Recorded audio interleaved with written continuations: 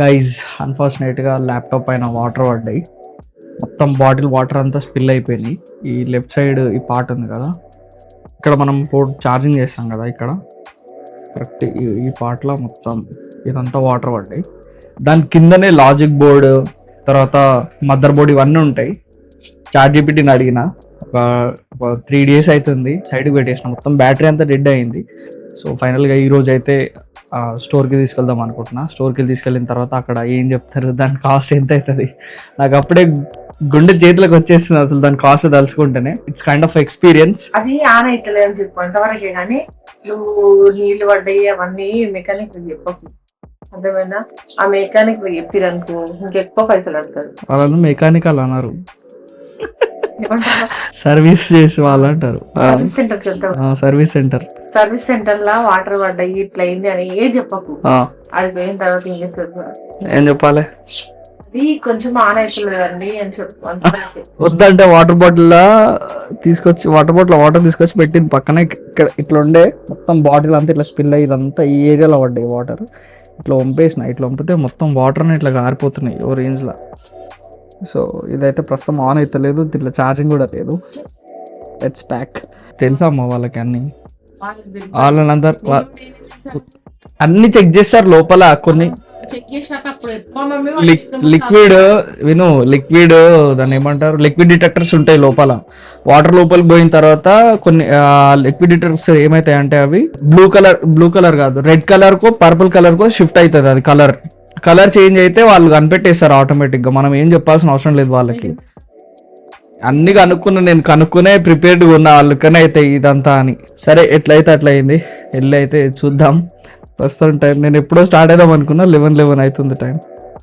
Let's go.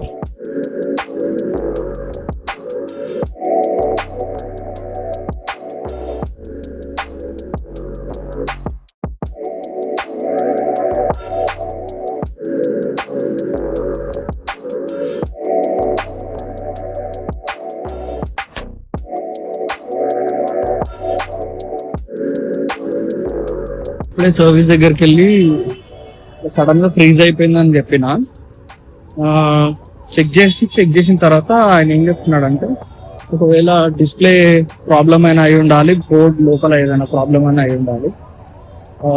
Work వస్తుంది కానీ on అవ్వట్లేదు కదా.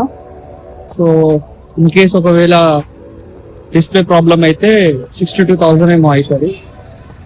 లేకపోతే మా బోర్డ్ పోయిందంటే 70,000 అవుతుంది. నార్మల్ గా బేసిక్ రిపేర్స్ ఉంటే ఫ్రీగానే చేసిస్తాం, అండర్ వారంటీలో ఉంది కదా అని అంటున్నారు. నాకు 60,000 అన్నసరికి 60,000 అంటే అసలు ఏందిరా, ఒక్కసారి గుండె చేతులకు వచ్చేసిందిరా బాబా, అంత ప్రైస్ చెప్పాను. సో మొత్తం మీద అయితే ఇచ్చేసిన, డిపాజిట్ చేసిన.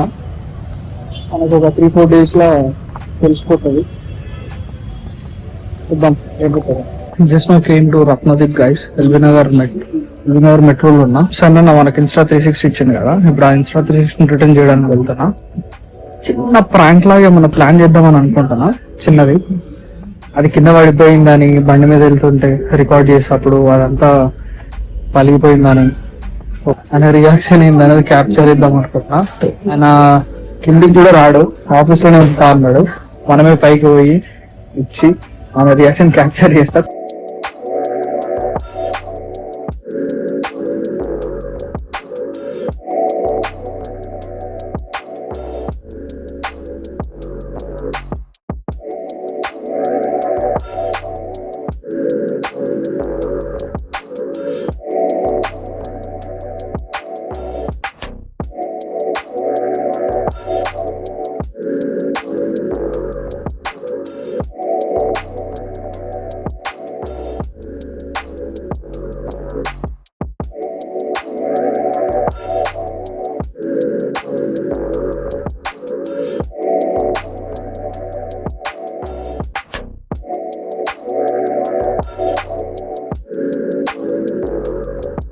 గైస్ ఇప్పుడు ఊబర్ బుక్ చేస్తున్నాం. ఊబర్ మెట్రో దిగేసి వచ్చిన కొంచెం దగ్గరికి నిన్న కొడుతుంది. సగం బాటిల్ లీపేసిన, ఘోరంగా డీహైడ్రేట్ అవుతుంది. ప్రాంక్ ఎట్లా ప్లాన్ చేయాలా అని ఆలోచిస్తున్నా.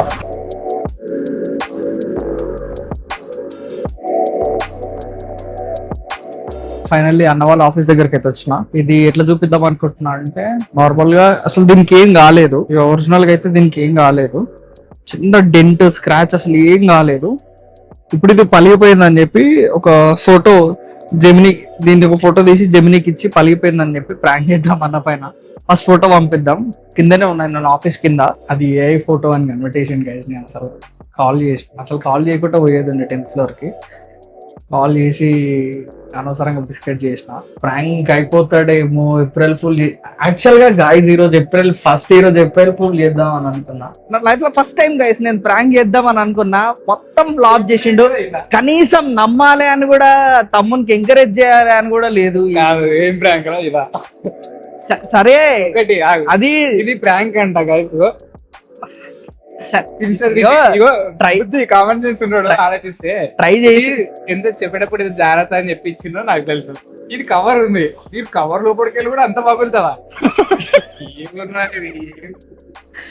నేను అప్పుడే అనుకున్నాను, చూసిన ఏమైందిరా 2 నిమిషాలు షాక్ అయినా. తర్వాత బాగా జూమ్ చేసేస్తా. తర్వాత దేవుడు ఇంక చాలా ఎక్కువ జ్ఞానం ఇచ్చేసి అనవసరంగా. ఇంకోటి ఈరోజు ఏప్రిల్ 1st కాదా?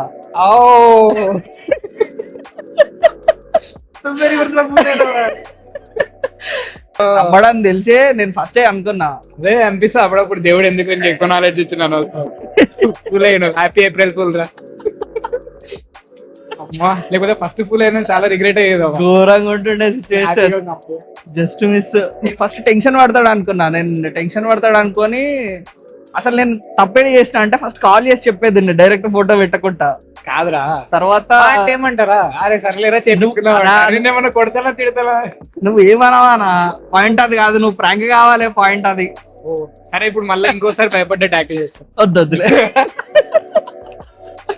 ఎవరెవరు ఫుల్ కాదు, ఎవరి మాటలు నమ్మకండి, ఏప్రిల్ ఫుల్ కాకండి. ఫస్ట్ అటెంప్ట్ ఫ్లాప్ అయింది. ఇంకా వేరే రోజులు లేవా? వేరే ఫ్లాప్ అవుతాడు ఇన్ అడ్వాన్స్. ఐడియాస్ రావా? అలా చూద్దాం. సో మీకు ఎట్లా అనిపించిందో కామెంట్ చేయండి. అన్న మోటో బ్లాగ్స్ చేస్తుంటాడు, అన్న ఐడి కూడా కింద నేను డిస్క్రిప్షన్ లో మెన్షన్ చేస్తాను. బైకీస్ అన్ని make sure you follow him on Instagram and subscribe his YouTube channel also. That's it for this video guys. వీడియోని ఇక్కడతో ఎండ్ చేస్తున్నా. బై. Happy April.